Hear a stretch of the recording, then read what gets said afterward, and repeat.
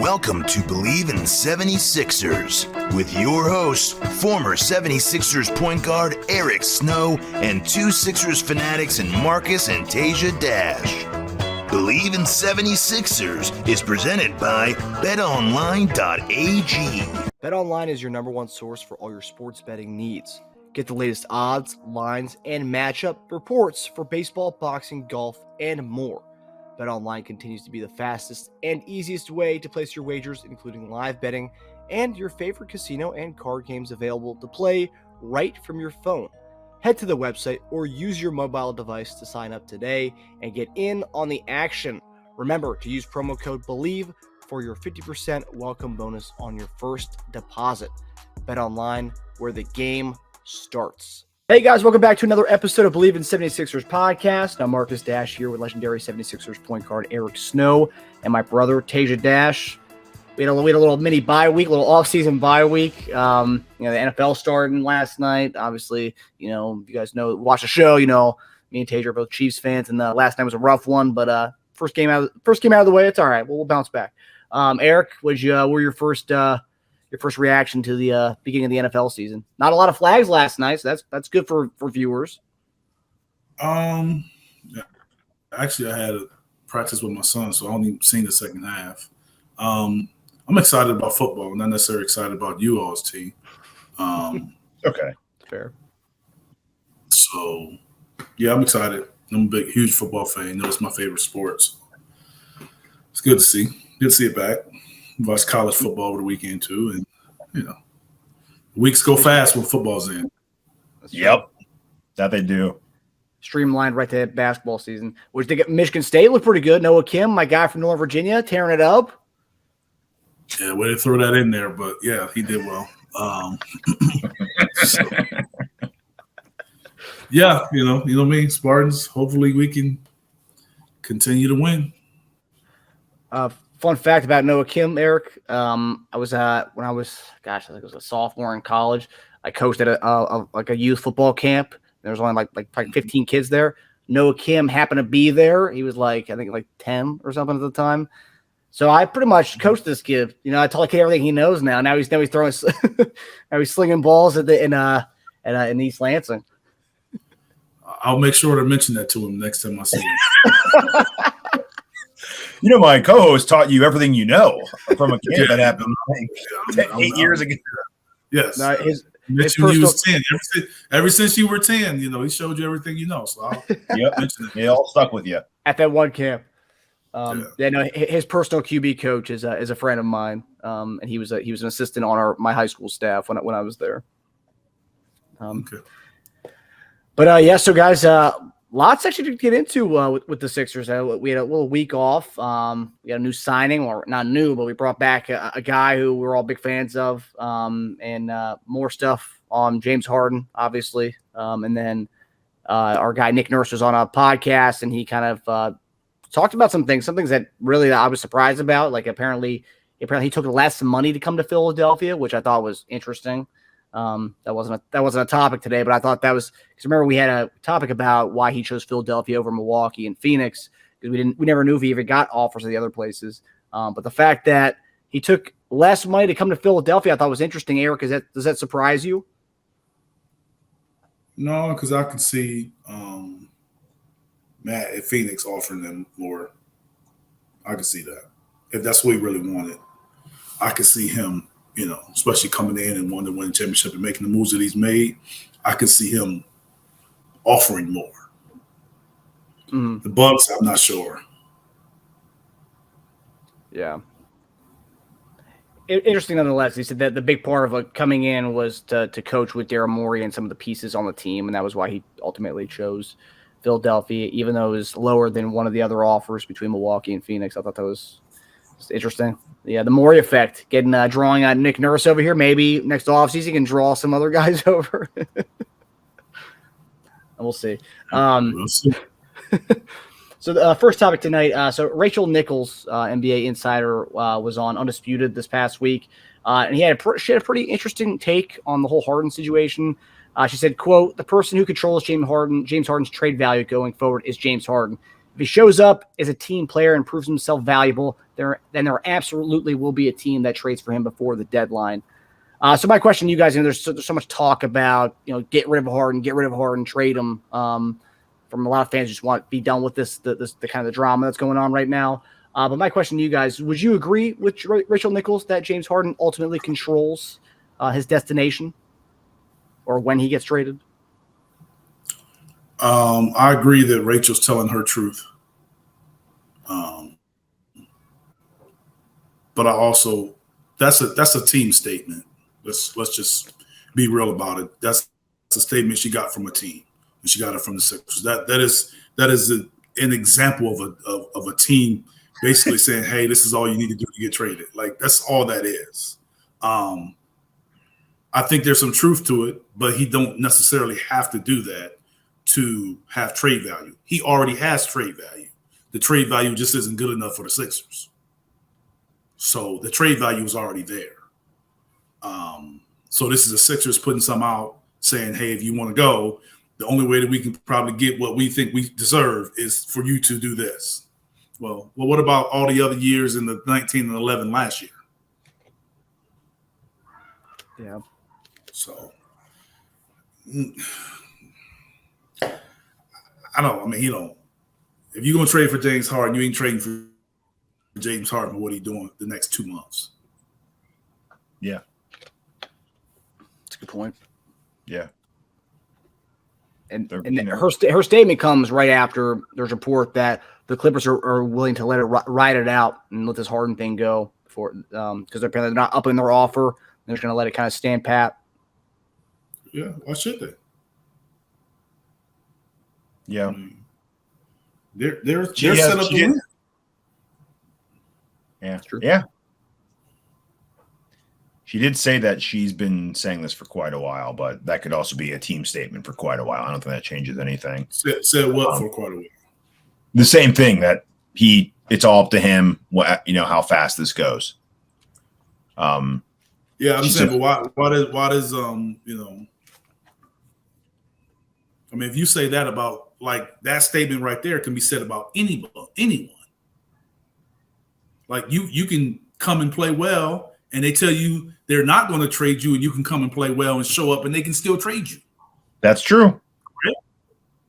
That's what I'm trying to tell you. Like, if they're going to trade, if the team is going to make a move when they feel like they need to make a move. So I don't understand this. If you show up, that you're going to get traded. Like, James could have showed up, never asked for a trade, and signed, the 1-year deal, never asked for a trade, came and played, and got traded no matter how he played. I feel like James is not the average player, though, as far as like extracurricular stories and baggage. It's not saying like Van Fleet getting traded one day is not the same as James Harden getting traded, right? It's because not. He's not on the same level. James Harden is a top 75, and he's not.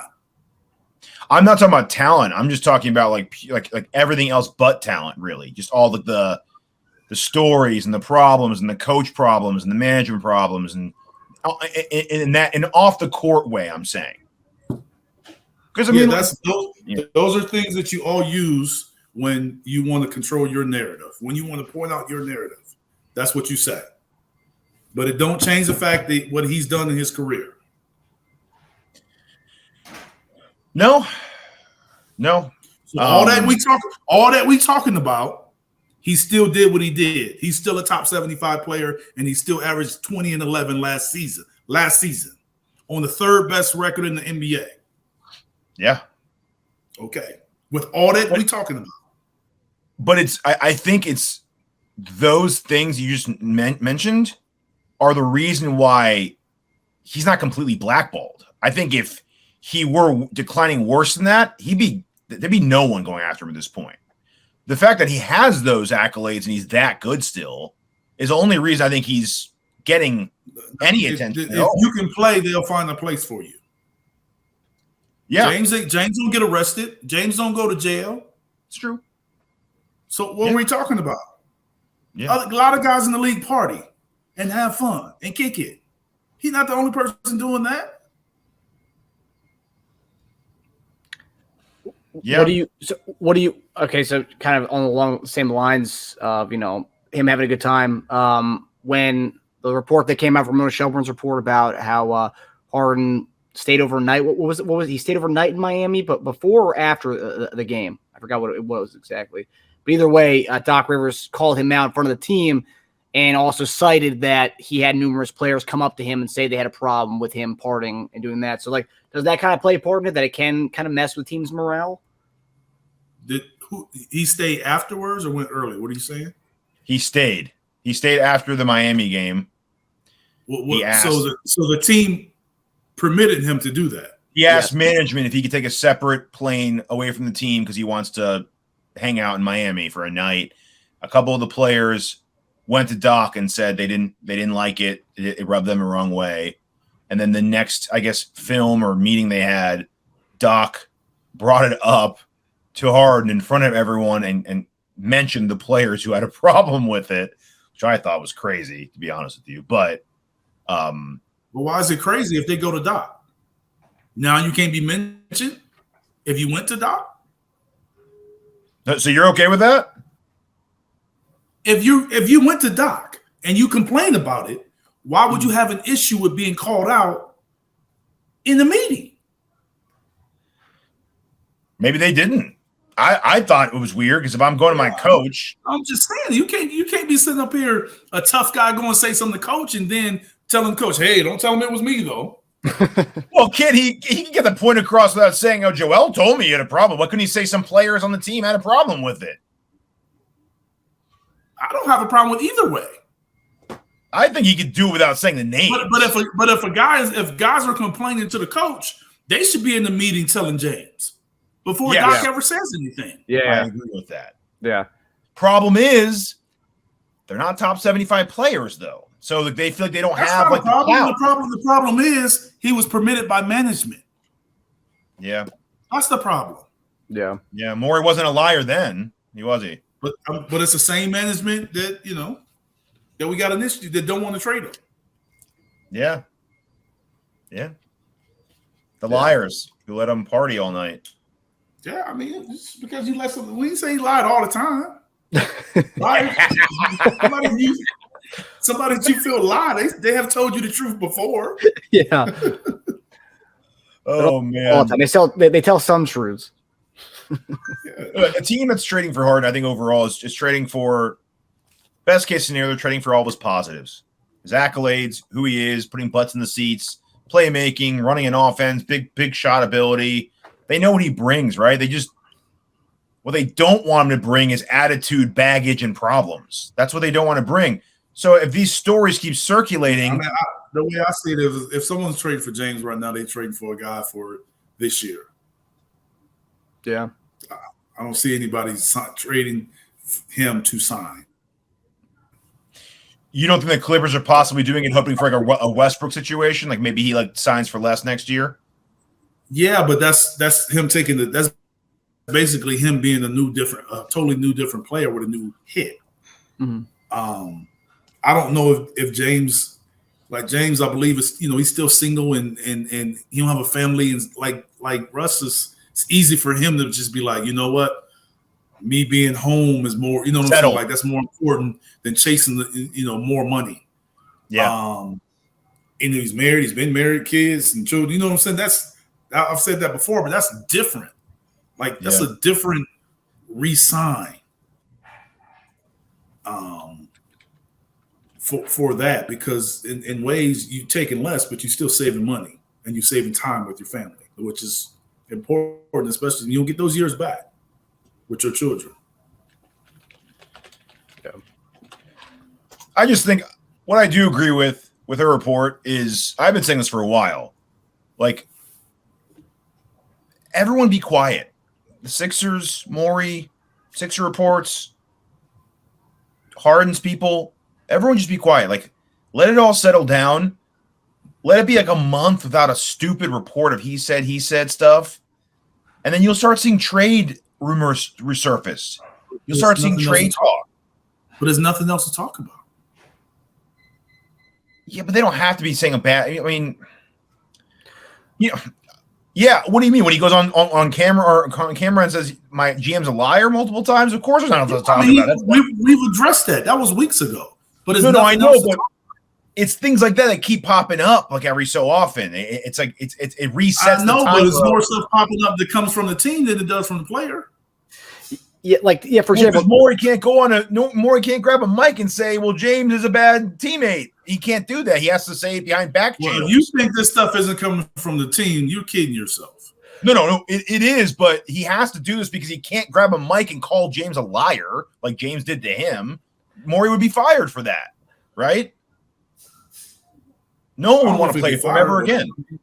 I think you'd have to. No player would want to go to him. You don't have to say that. I mean, but I'm not sure. I mean, I'm not saying that he need to call him a liar, but I'm just saying that,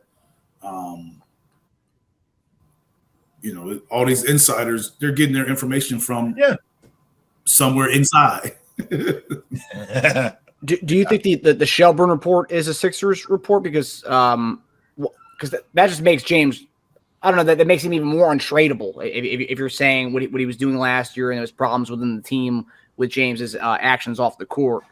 I don't know. I feel like why would they, if they were trying to up his value or just kind of keep it as is, why would you want to leave? I don't think they're necessarily trying to up his value. That's a good theory.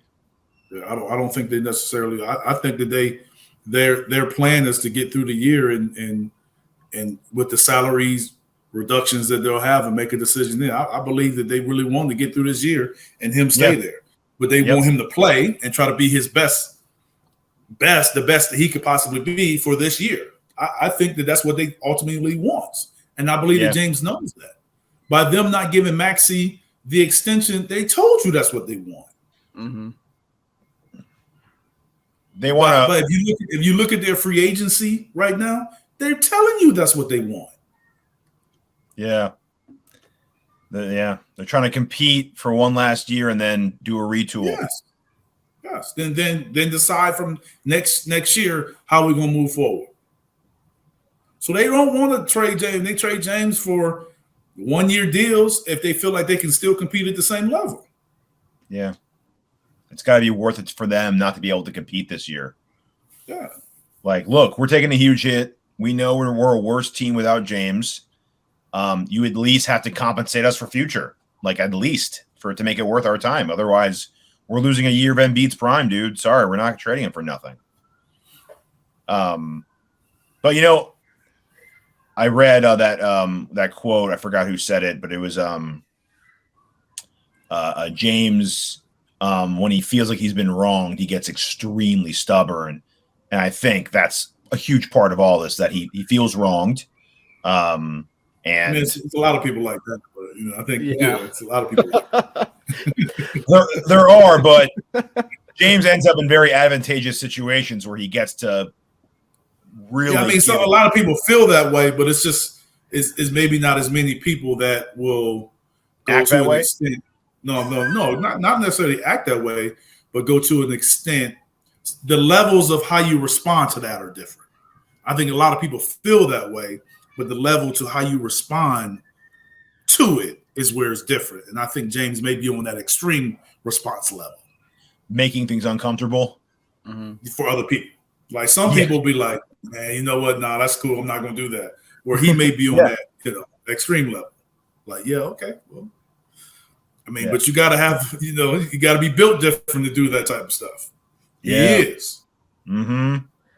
Yeah. He posted after the Ramona Shelburne report came out this week. He posted on Instagram. His story was like, all these reports. LOL. I'm gonna start reporting shit with the eyes emoji. Exactly. He's different. He that's not affecting him. It makes things entertaining. I'll say that much. Yeah, it's made for an entertaining. I don't know how that's going to impact our season this year, but it's entertaining for sure. You can make a case for the offseason possibly being more entertaining than the actual season. Yeah. Not going to amount in wins, though. What do you say, Eric? I just said interesting. So this week, Sixers made a a move, a little offseason splash here, bringing in Danny Green. He signed a non-guaranteed contract, a non-guaranteed 1-year deal, giving us a 3-and-D, a little older, but a guy who can come in. A guy we wanted at the trade deadline last year, or when he was waived, we thought we were going to bring him back. I think we were interested. We didn't obviously do that. But what do you guys make of this move? Adding a guy who played under Nick Nurse, won a championship in Toronto with them, and coming back to Philadelphia, a team. A lot of people made a joke this week that it's another old guy on the team with him, PJ Tucker, Harden. There was a couple other guys they named. I forgot, but they say a lot of old guys on the team now. What do you guys make of this move?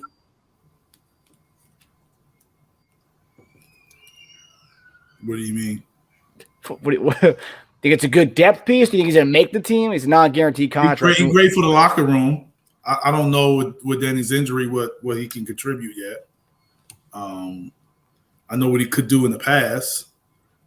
I don't know. I mean, I think he's a reliable guy. He's a guy that is going to understand the system.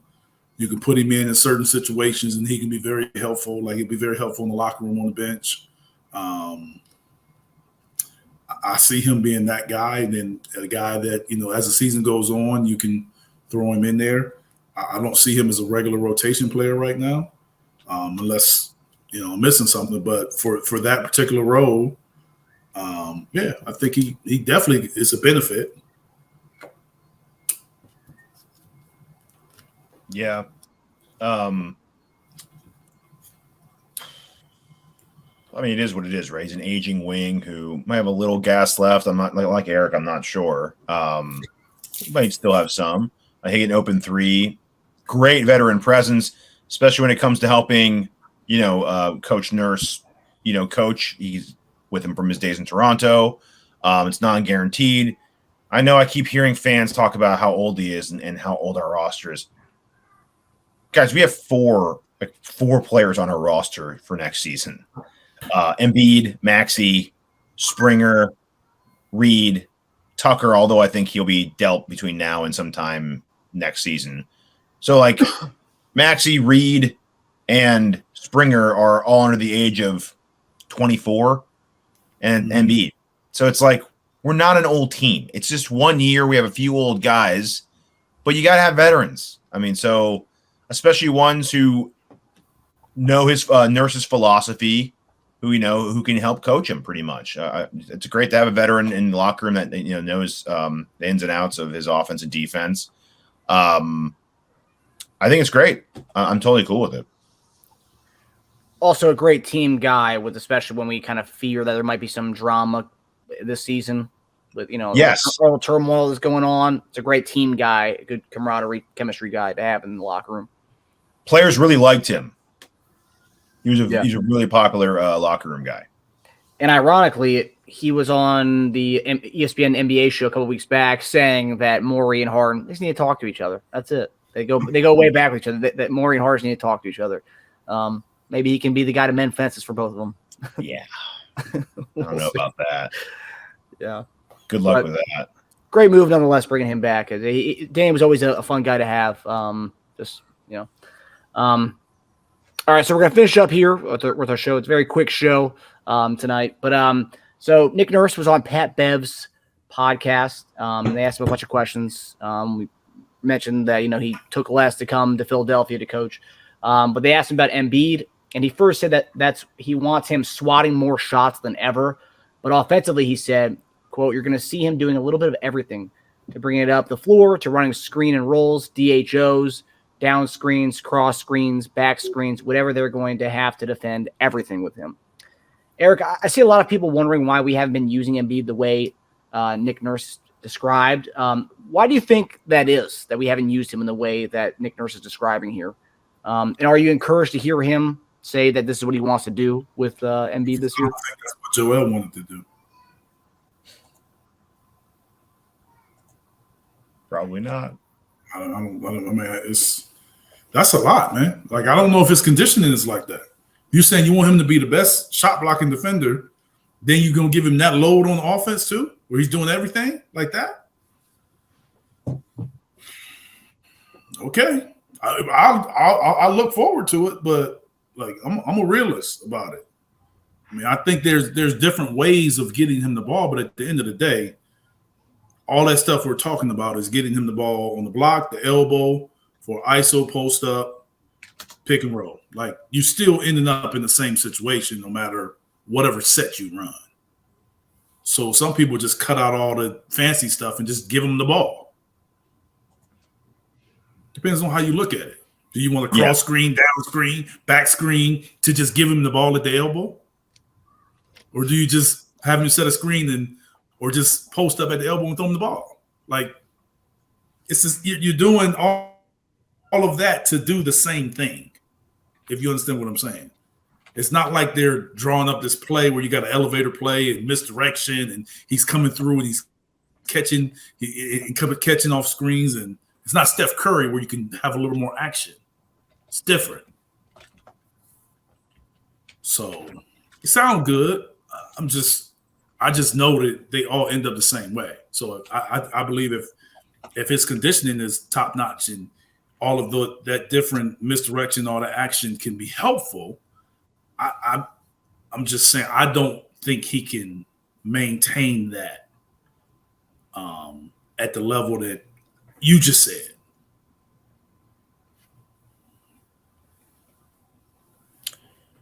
But I think he can still be dominant defensively, and he can be dominant offensively. I'm just not sure how it looks as far as how much action and misdirection and down screen, up screens. Is he starting out high? Is he going to stay low? Is he running from high to low? Is he going coming from low to high? Like, all of this running and cross screens, and like, I just don't know if you can do all of that on a guy of his size, and then ask him to run back and be the best presence at the rim, where it's a perimeter game right now, and then come up and guard and defend it on the pick and roll action. Hopefully he can. He mentioned in the interview, he talked about how, like, the way they used Marcus Gasol was a way that he hadn't been used a lot in the past, and they kind of fell upon that by accident. They put him at the high post, and he was just finding people on back cuts, and dishing him the ball. And this goes back to what made Marcus Gasol also wasn't asked to score 30 points a game. Totally. No, I agree. I think this kind of goes back to. That's what I'm trying to say. That's what I'm saying. Like, I'm not trying to cut you off, but I'm saying that's what I'm saying is the difference is the offensive load. You're asking that guy to do all of that. Now you're asking him to score, pass. Like, yeah, the Joker does it, but the Joker's not blocking a lot of shots on the other end. You see what I'm saying? I'm just saying about doing both. Yeah, I think setting up an offense, taking it up is a little too much to ask. I think that's ambitious. But like a high, getting at the high post and running a back screen with Tobias to try to get easy looks off of a pass, that wouldn't expend that much more energy. That's different. I think him receiving this screen, I believe that's something that you can go to. But I believe that should be more matchup driven than just doing it. Yeah.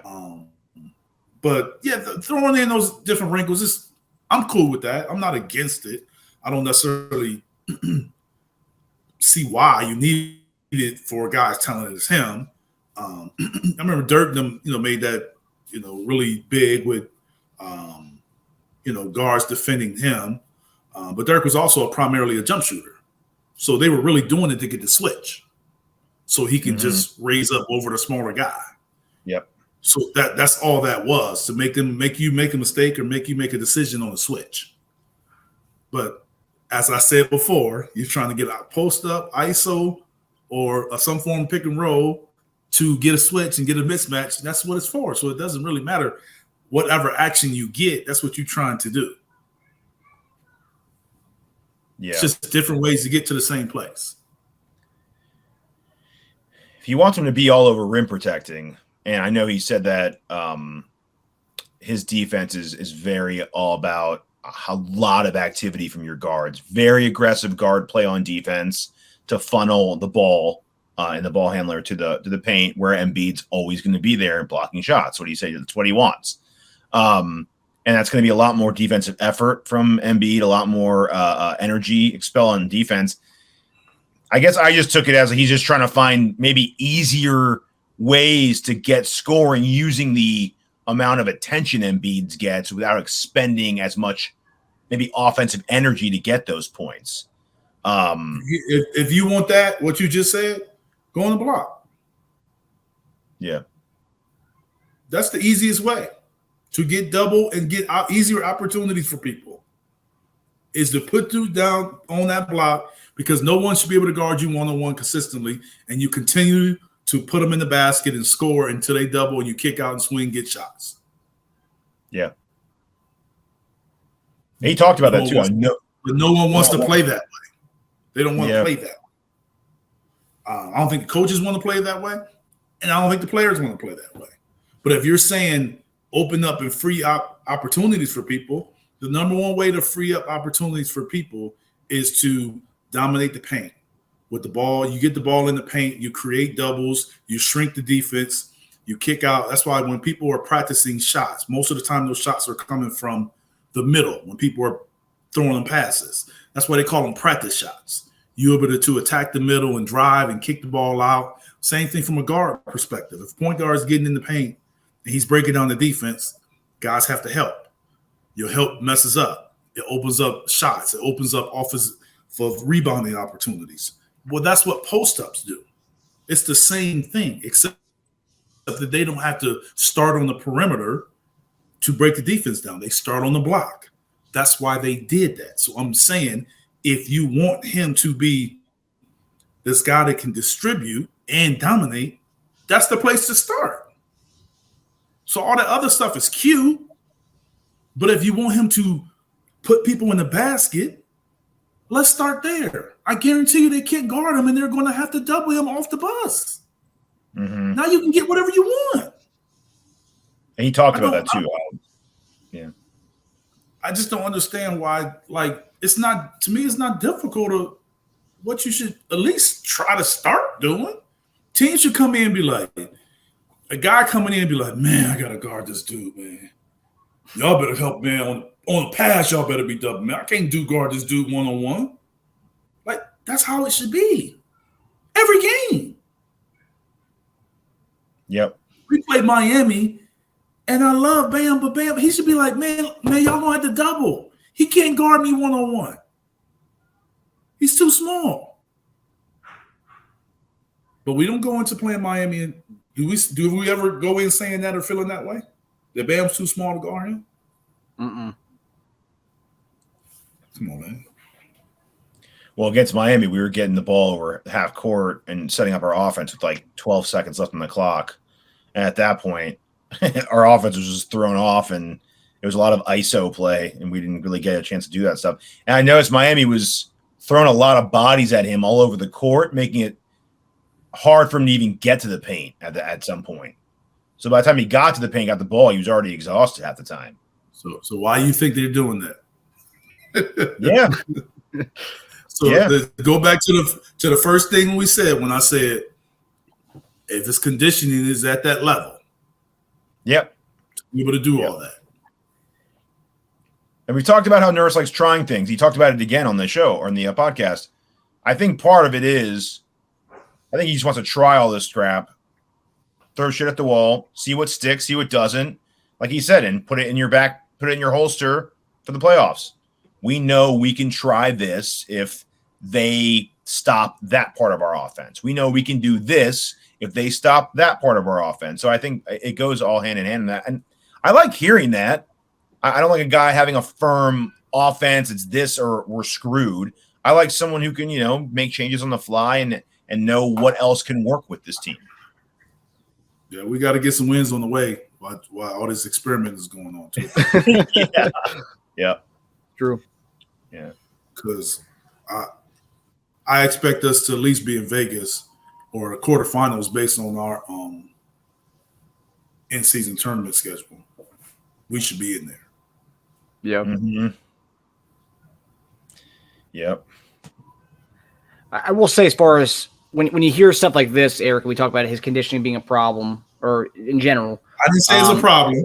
Don't put words in my mouth. I knew you were going to disagree with that one. A potential problem. I said I don't. His condition. He hasn't shown his conditioning to be at that level. At that level, all the things that he's speaking about. Right. Looks pretty trim. I'm saying your conditioning got to be at a certain level to be able to do all of that.